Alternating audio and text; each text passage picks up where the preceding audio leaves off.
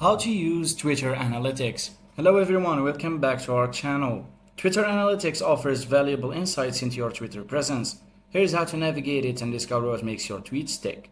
On your computer, head to x.com and log into your Twitter account. On your mobile, the full Twitter Analytics dashboard isn't available on the mobile app, but you can still view basic analytics for individual tweets. Now, for understanding the analytics dashboard, the Twitter Analytics dashboard represents a summary of your performance on the app in various categories. First of all, impressions, the number of times your tweets appeared on users' screens. Engagements, the total number of times users interacted with your tweets, including likes, retweets, replies, and link clicks.